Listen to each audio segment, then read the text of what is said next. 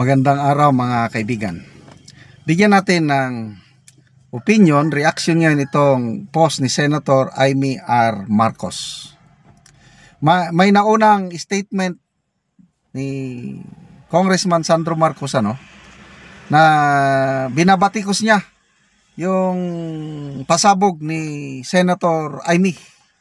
Nakakalungkot, sabi niya na you are destabilizing the government. You just pursue your political ambition. At hindi yan gawain ng tunay na kapatid. Grabe, matinding ko yun. Hindi ka tunay na kapatid. Kasi may mga usap-usapan na hindi daw talaga silang magkapatid.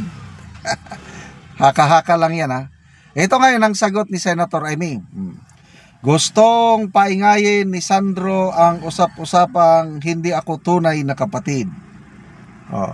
Yan ang statement ni Congressman Sandro sa kanyang official statement na hindi ito gawain ng tunay na kapatid. Ito ngayon.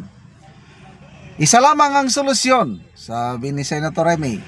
Magpapa-DNA test ako, magpa-hair follicle test sila. Meaning sila ay yung tatlong inakusahan niya. Presidente, First Lady at ang panganay na anak, si Sandro. Will that be fair? Congressman Sandro Marcos? Ano sa tingin nyo? Kakagatin ba nila ang hamon na ito ni Senator Amy? Tignan natin. People who reacted.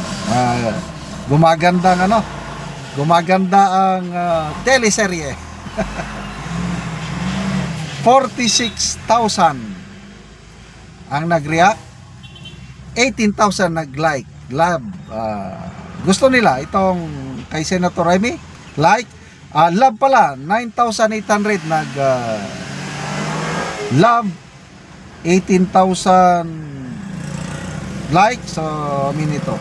Halos 28,000 ang pumabor kay Senator Amy.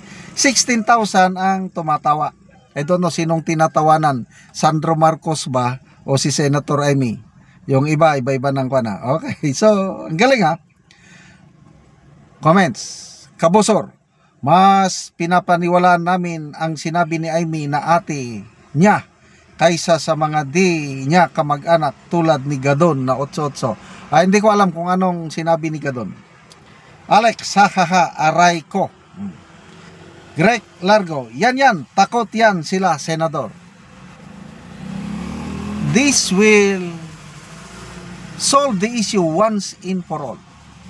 Kung payag yung tatlo na magpa-test sa buhok, it will solve everything. So, sana kakagatin. Sabay yung hindi yung sila-sila lang. Hindi yung depensa ni Auntie Claire. Hindi yan totoo yung mga hindi yan totoo yung akusasyon ni Senator Amy. Dahil pasado na ang Pangulo noong 2021 nagpa-pulburon test na pasado na. Hindi kami maniwala doon. 2 minutes lang ang testing period. Kinuha ang sample, after 2 minutes may resulta na. Kaduda-duda yun. Dapat kung magpa-testing ngayon, hindi yung ihilang dahil hindi yon accurate. Madaling mawala yung substance. Ang pinaka-accurate, buhok. So, Auntie Claire, wag mo nang ipilit yung 2021 na testing dahil not counted na yun. Old school Pinoy, sila din magkakapatid, magpa-DNA. Di din sila magkakamukha. Iba nito. Michael Chenson, BBM and Sandro, I dare you. Game. Wag muna for a talk to finish this topic. Test na sa buhok. Rain na si Nopa. Test sa buhok for the first family. kahit yung tatlo lang, unfair naman doon sa ibang anak na hindi naman nabanggit.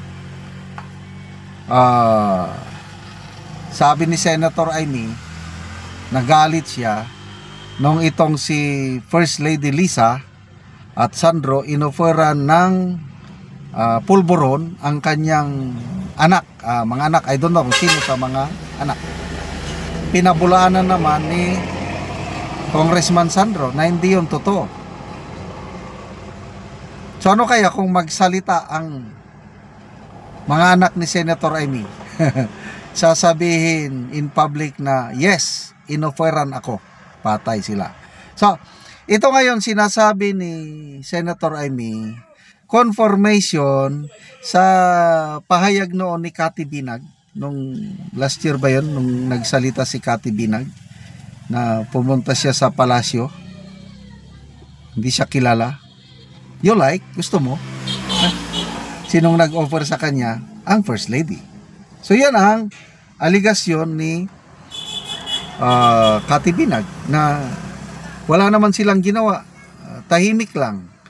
Kasi kung hindi totoo yun, di ba pwede mo nang kasuhan si Cathy Binag ng paninira yun eh. O ito ngayon, mabigat itong paratang ni Senator Amy. Anong aksyon ng First Family? Kakasuhan ba nila si Senator Amy? Ano kaya tatingin niyo? Maganda sana kung kasuhan eh. Para, kung ako ang abogado ni Senator Amy, I will try my best to convince the judge na mag-require ng testing dito sa buhok. Lalo silang, ay nako, kailan kaya magpapatesting sila? Kasi si Senator Amy, yan ang balibalita na hindi daw siya tunay na kapatid. But to me, kanya-kanyang opinion. Ang tunay na anak,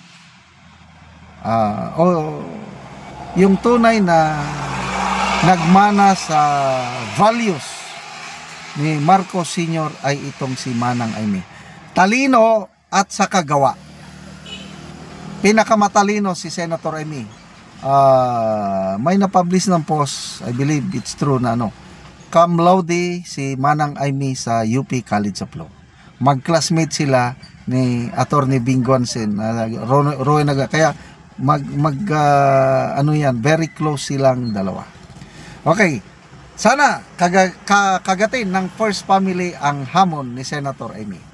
Okay, salamat mga kaibigan sa inyong pagsubaybay sa ating channel. Nakakatulong kayo ng malaki sa tribong Talandig ng Bukidnon. Dahil ang income natin sa channel na ito, pantulong po natin sa tribo. Namimigay tayo ng mga libreng yero at pako para makapagpatayo itong tribo ng mas maayos na tahanan. Panoorin nyo ang video na ito. Tagaan na mo yero. Salamat kayo. May tagat. Atop na sila karon.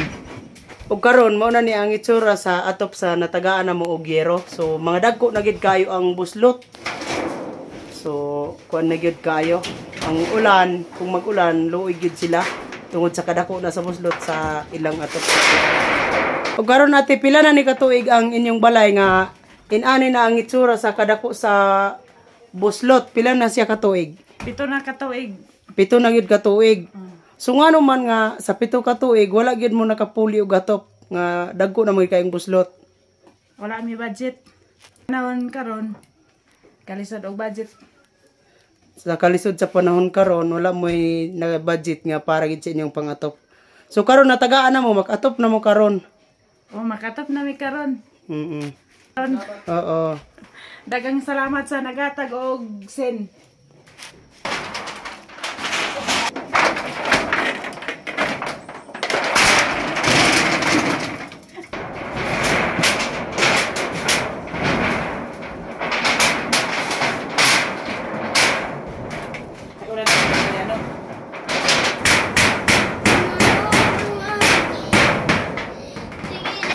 Na gyud sa pag-atop.